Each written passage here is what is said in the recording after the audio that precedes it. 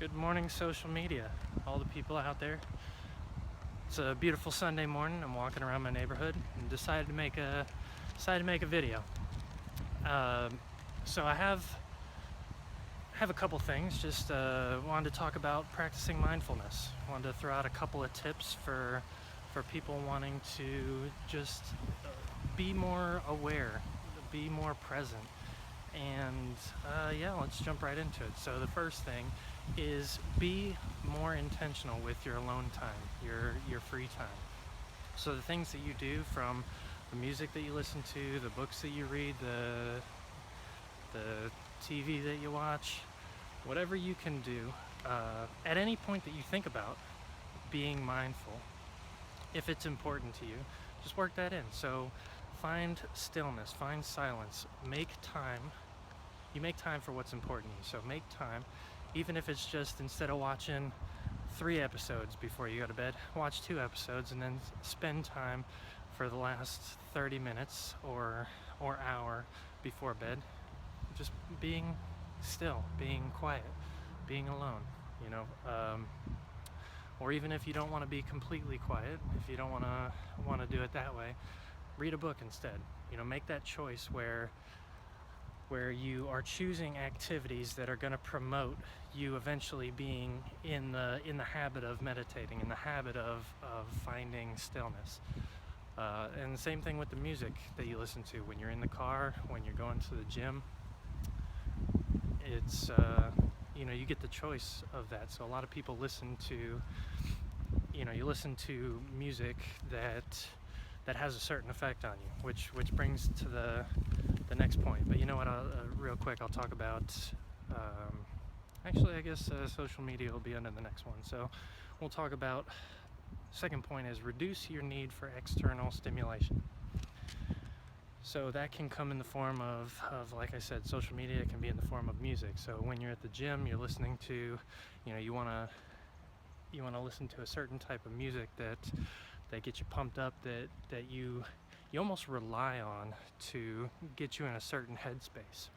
So something you can do to practice mindfulness and to practice control over yourself and external stimulation factors is purposefully listening to music that is slow and meditative while still being able to perform the same level of action, the same level of work that you were doing before. So sometimes when I'm at the gym, I'll even put in earplugs and just be in silence so that I'm focused on the work being performed. I'll listen to Andrea Bocelli or some classical music while still putting out the same level of effort. It's a little thing I do to challenge myself occasionally. So as far as what you listen to in the car, turn the music off. If you want to, that's an opportunity for you to be alone and be silent, where you can allow yourself to appreciate the lack of noise. So we're overstimulated in this life. There's so much going on around us. Taking that time for yourself, where you turn everything off and allow yourself to appreciate the silence, it's a major thing. One thing that you can also do is be in the habit of not looking at social media before you go to bed, where you have all this stimulation that's happening, where you're flipping through and you're looking for the next thing to keep you entertained right before you go to bed. It's definitely counterproductive as far as being present, as far as being connected. So next on the list, is writing lists. So writing lists to reduce internal dialogue. So a lot of us have this internal chatter that happens, this running log where we're going through the list of everything we got to get done, and you keep listing it off, and then the next thing you know, you get to the end of the list and you start back at the beginning so you don't forget. So you just constantly have this running log where it's like, ooh, there's a squirrel, and then back to the log, and then whatever's going on, there's always that chatter. So the only way to not the only way. One of the ways that you can help get rid of that is to write it down. So when you write it down, that allows you to step back from having to repeat the list in your head, and that way you can find some quiet, you know, some reduced level of cloudiness in your mental space. And another thing is anything that you wouldn't write down on your daily list of what's important. Like when you see somebody wearing a certain outfit, you see somebody acting a certain way, or you're looking at something that's that is not necessarily important. It's that for you to give mental energy to. If you wouldn't write it down on your list of important things, don't entertain it. Don't allow it to take up space.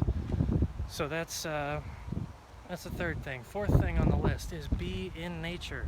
Take a walk. So right now, I had the opportunity, you know, as I'm making this video, I was initially going to sit in my room and just rattle it off, but I had the opportunity to instead do the same thing I was going to do, but outside.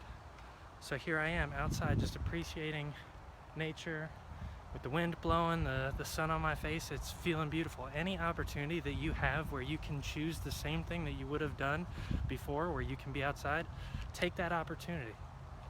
It'll definitely help you be more mindful in the long run the more often you choose it, because then as you are performing activities and you're being aware of your options, when you're aware of your options and you have choices, you feel like you have choices, you're gonna feel a lot better, especially when you can be outside on such a beautiful day instead of being inside, you know, cooped up in the normal routine.